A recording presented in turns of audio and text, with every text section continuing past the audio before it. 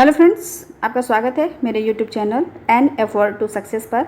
हम लोग ancient history पढ़ रहे हैं और एंशिएंट हिस्ट्री में हम लोगों ने पाषाण काल ख़त्म कर लिया है। तो पाषाण काल से संबंधित जो भी महत्वपूर्ण प्रश्न हैं जो बार बार परीक्षा में पूछे गए हैं उनको जो है आज हम लोग कर लेते हैं, ताकि जो है हम लोग की सारी परेशानी जो है दूर हो जाए। हम लोगों ने नए क्वेश्चन भी कर लिए पिछले वीडियो में। अब जो है जो बार बार रिपीटेड क्वेश्चन है उसको भी हम लोग कर लेते हैं, तो हम लोग का रिवीजन भी हो जाएगा और तैयारी भी बहुत अच्छे से हो जाएगी। तो चलिए फिर स्टार्ट करते हैं हम लोग जो है प्रश्नोत्तर। रॉबर्ट ब्रूस फ्रूट थे एक। ऑप्शन नंबर ए भूगर्भ वैज्ञानिक, ऑप्शन नंबर बी पुरातत्वविद, ऑप्शन नंबर सी पुरा वनस्पति शास्त्री, ऑप्शन नंबर डी इतिहासकार। इसका सही उत्तर होगा ऑप्शन नंबर ए भूगर्भ वैज्ञानिक, ऑप्शन नंबर बी पुरातत्वविद। चलिए अब इसकी व्याख्या देख लेते हैं। रॉबर्ट ब्रूस फ्रूट ब्रिटिश भूगर्भ वैज्ञानिक और पुरातत्वविद थे, तो इसके लिए इसी वजह से जो है दोनों आंसर सही हो गया। जियोलॉजिकल सर्वे से संबंध रॉबर्ट ब्रूस फ्रूट ने 1863 में भारत में पाषाणकालीन बस्तियों के अन्वेषण की शुरुआत की। अतः जो स्पष्ट है कि दोनों ऑप्शन जो है सही है। तो अब हम लोग जो है प्रश्न नंबर 2 देखेंगे। कोपेनहेगन संग्रहालय की सामग्री से पाषाण, कांस्य और लौह युग का त्रियुगीय विभाजन किया था। ऑप्शन नंबर ए थॉमसन ने, ऑप्शन नंबर बी लुबाक ने, ऑप्शन नंबर सी टेलर ने, ऑप्शन नंबर डी चाइल्ड ने। तो इसका सही उत्तर होगा ऑप्शन नंबर ए थॉमसन ने। ठीक है, चलिए अब इसकी व्याख्या देख लेते हैं। सामग्री के आधार पर पाषाण, कांस्य और लौह युग का त्रियुगीय विभाजन क्रिश्चियन जर्गेनसन थॉमसन ने किया था। यद्यपि थॉमसन ने 1836 में इस वर्गीकरण के अनुसार संग्रहालय की वस्तुओं का विवरण प्रकाशित किया। 3 उत्खनित प्रमाणों के अनुसार पशुपालन का प्रारंभ हुआ था। ऑप्शन नंबर ए निचले पूर्व पाषाण काल में, ऑप्शन नंबर बी मध्य पूर्व पाषाण काल में, ऑप्शन नंबर सी ऊपरी एवं पाषाण काल में, ऑप्शन नंबर डी मध्य पाषाण काल में। इसका सही उत्तर होगा ऑप्शन नंबर डी मध्य पाषाण काल में। ये जो है हमने अपने पिछले वीडियो में भी आप लोगों को बताया था। ठीक है, अगर आप लोग नहीं देखे हैं तो जाकर देख लीजिए, वहाँ से आपको काफ़ी कुछ जो है क्लियर हो जाएगा। तो चलिए इसके क्या व्याख्या देख लेते हैं। मध्य पाषाण काल के अंतिम चरण में पशुपालन के साक्ष्य प्राप्त होने लगते हैं। ऐसे पशुपालन के साक्ष्य जो हैं भारत में आदमगढ़, होशंगाबाद मध्य प्रदेश तथा बागोर, भीलवाड़ा राजस्थान से मिले हैं। तो प्रश्न नंबर 4 है, मध्य पाषाणिक प्रसंग में पशुपालन के प्रमाण जहाँ मिले हैं वह स्थान है। Option number A Langhnaj, option number B Birbhanpur, option number C Adamgarh, option number D है चपानी मांडू। ठीक है, तो इसका सही उत्तर होगा ऑप्शन नंबर सी आदमगढ़। 2 ही स्थान आपको याद रखना है पशुपालन के लिए, एक तो आदमगढ़ और दूसरा जो है बागोर, भीलवाड़ा राजस्थान।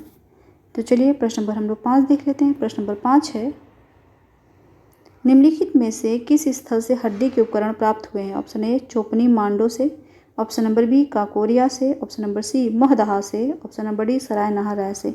तो इसका सही उत्तर होगा ऑप्शन नंबर सी महदहा से, ऑप्शन नंबर डी सराय नाहर राय से। ये जो 2 जगह है यहाँ से जो है हड्डी के उपकरण प्राप्त हुए हैं। तो चलिए अब व्याख्या इसकी देख लेते हैं। व्याख्या है, मध्य पाषाणकालीन महदहा उत्तर प्रदेश के प्रतापगढ़ जिले में स्थित से बड़ी मात्रा में हड्डी एवं सींग निर्मित उपकरण प्राप्त हुए। जी.आर. शर्मा महदहा में 3 क्षेत्रों का उल्लेख करते हैं, जो है झील क्षेत्र, बूचड़खाना संकुल क्षेत्र एवं कब्रिस्तान निवास क्षेत्र में बटा था। बूचड़खाना संकुल क्षेत्र से ही हड्डी एवं सींग निर्मित उपकरण एवं आभूषण बड़े पैमाने पर पाए गए हैं। सराय नाहर ऐसे भी अल्प मात्रा में हड्डी के उपकरण मिले हैं। प्रश्न नंबर 6, हड्डी से निर्मित आभूषण भारत में मध्य पाषाण काल के संदर्भ में प्राप्त हुए हैं। ऑप्शन नंबर ए सराय नाहर राय से, ऑप्शन नंबर बी महदहा से, ऑप्शन नंबर सी लेखिया से, ऑप्शन नंबर डी चोपनी मांडो से। तो इसका सही उत्तर होगा ऑप्शन नंबर ए सराय नाहर राय से और ऑप्शन नंबर बी महदहा से। ये 2 जगह है जहाँ से हड्डी से निर्मित आभूषण जो है और उपकरण प्राप्त हुए हैं। चलिए प्रश्न नंबर हम लोग 7 देखते हैं। प्रश्न नंबर 7 है, एक ही कब्र से 3 मानव कंकाल निकले हैं। ऑप्शन नंबर ए सराय नाहर राय से, ऑप्शन नंबर बी दमदमा से, ऑप्शन नंबर सी महदहा से, ऑप्शन नंबर डी लंगनाज से। इसका सही उत्तर होगा ऑप्शन नंबर बी दमदमा से। दमदमा से जो है एक ही कब्र से 3 मानव कंकाल निकले हैं। चलिए अब इसकी व्याख्या देख लेते हैं।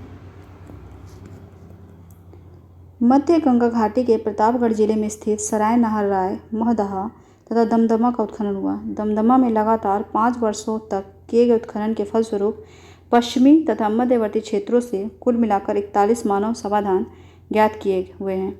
इन समाधानों में से 5 समाधान युग्म समाधान हैं और एक समाधान में 3 मानव कंकाल एक ही साथ दफनाए हुए मिले हैं।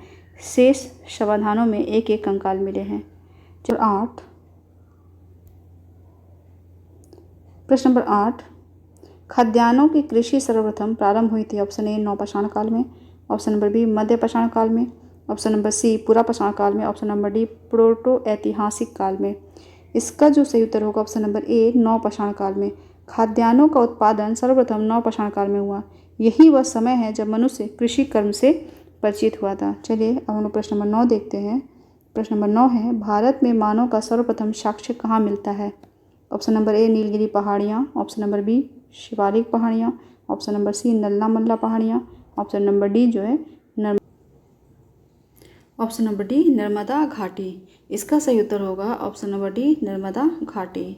भारत में मानव का सर्वप्रथम साक्ष्य मध्य प्रदेश के पश्चिमी नर्मदा क्षेत्र में स्थित हथनौरा होशंगाबाद नामक पुरा स्थल से प्राप्त हुआ। इसकी खोज जो है अरुण सुनकिया द्वारा 1982 में किया गया था।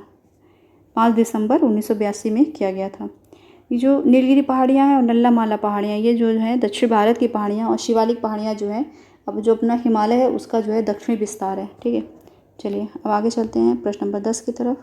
प्रश्न नंबर 10 है, प्रथम मानव जीवाश्म भारत की किस नदी घाटी से प्राप्त हुआ है।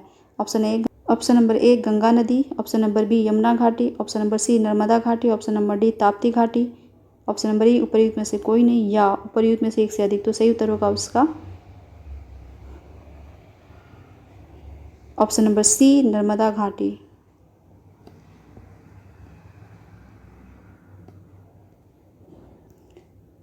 प्रश्न नंबर 11, मानव द्वारा सर्वप्रथम प्रयुक्त अनाज था। ऑप्शन नंबर ए गेहूँ, ऑप्शन नंबर बी चावल, ऑप्शन नंबर सी जौ, ऑप्शन नंबर डी बाजरा। इसका सही उत्तर होगा ऑप्शन नंबर सी जौ।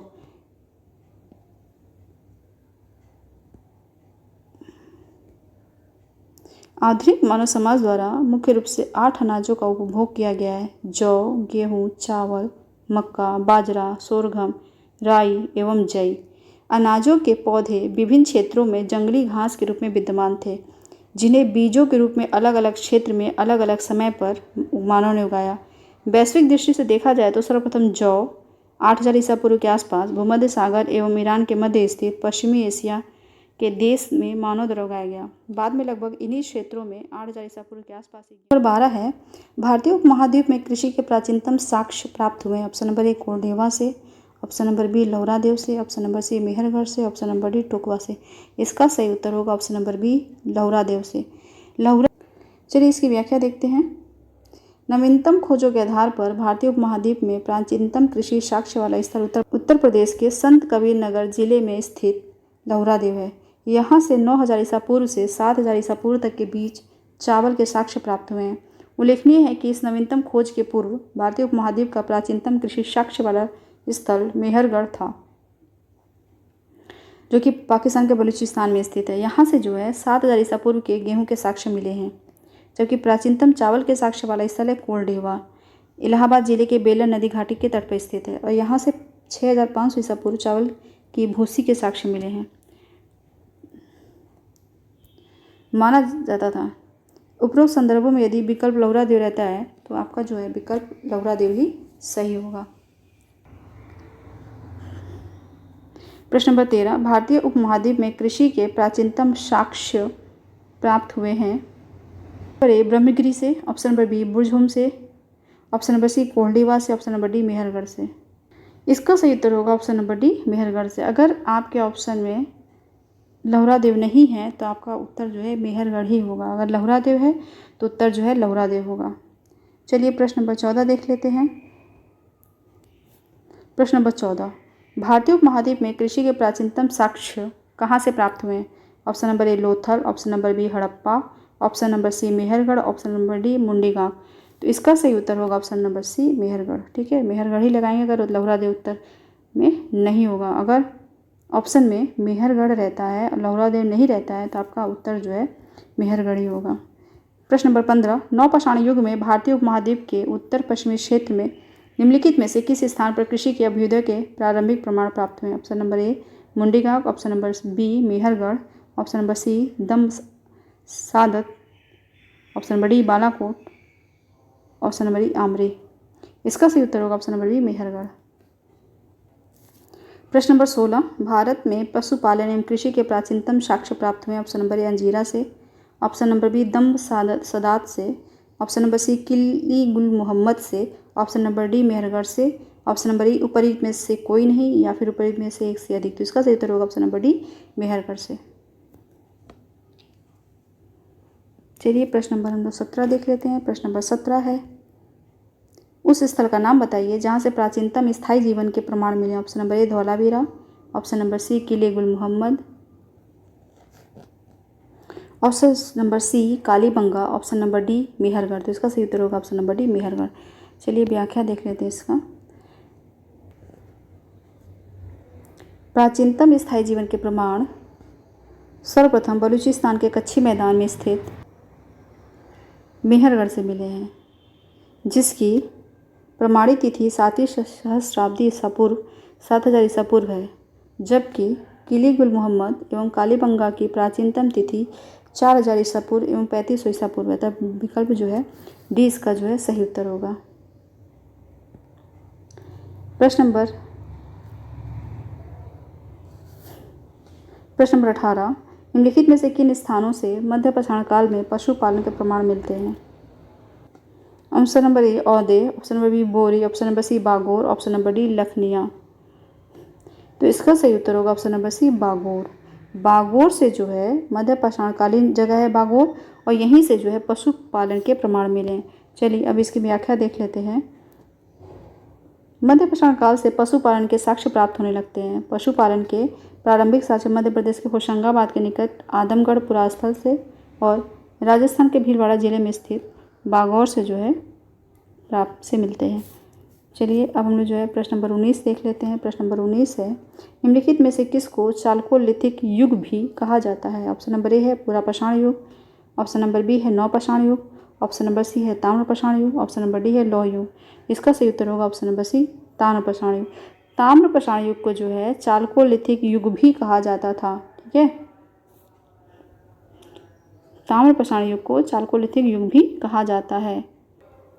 प्रश्न नंबर 20 है, आहार सभ्यता के बारे में निम्न कथनों पर विचार कीजिए। कथन 1 है, आहारवासी तांबा गलाना जानते थे। कथन 2 है, ये लोग चावल से परिचित नहीं थे। कथन 3 है, धातु का काम आहारवासियों की अर्थव्यवस्था का एक साधन था।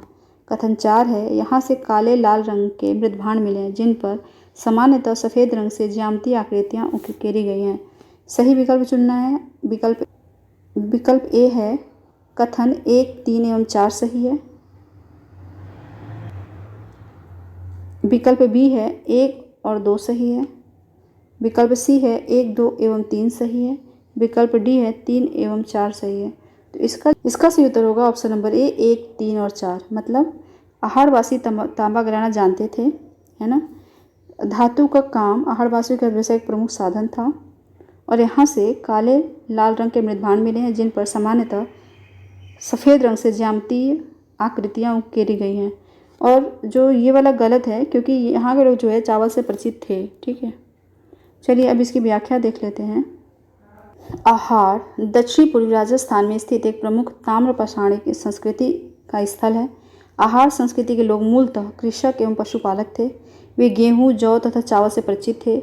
आहार का एक अन्य नाम ताम्रवती तांबा वाला स्थान भी मिलता है, जिससे सूचित होता है कि यहाँ तांबा बहुतायत में उपलब्ध था। यहाँ के निवासी तांबे को गलाकर मनचाही वस्तुएं तैयार करते थे। धातु का काम आहारवासियों की अर्थव्यवस्था का एक प्रमुख साधन था। यहाँ से काले लाल रंग के मृदभांड भी प्राप्त हुई है, और जिन पर सामान्यतः सफ़ेद रंग से ज्यामितीय आकृतियाँ उकेरी गई हैं। प्रश्न नंबर 21, निम्नलिखित में से किस एक पुरास्थल से पाषाण संस्कृति से लेकर हड़प्पा सभ्यता तक के सांस्कृतिक अवशेष प्राप्त हुए? ऑप्शन नंबर ए है आमरी, ऑप्शन नंबर बी है मेहरगढ़, ऑप्शन नंबर सी है कोरदीजी, ऑप्शन नंबर डी है कालीबंगा। तो इसका सही उत्तर होगा option number B Mehrgarh. Mehrgarh से जो है पाषाण संस्कृति से लेकर हड़प्पा सभ्यता तक जो है सांस्कृतिक अवशेष प्राप्त हुए हैं।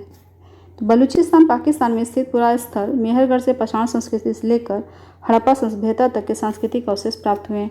तो चलिए आज के लिए इतना ही रहने देते हैं, नहीं तो वीडियो काफ़ी लंबा हो जाएगा, है ना। तो अगर आपको मेरा वीडियो जो है पसंद आया हो तो आप मेरे वीडियो को लाइक कर दीजिए, शेयर कर दीजिए और चैनल को सब्सक्राइब कर लीजिए। अगर आपको मेरे वीडियो में किसी भी प्रकार की कोई भी कमी लगती है तो आप मुझे कमेंट करके ज़रूर बताइए, तो हम जो है वो पूरी तरीके से अपनी कमी को सुधारने का प्रयास करेंगे।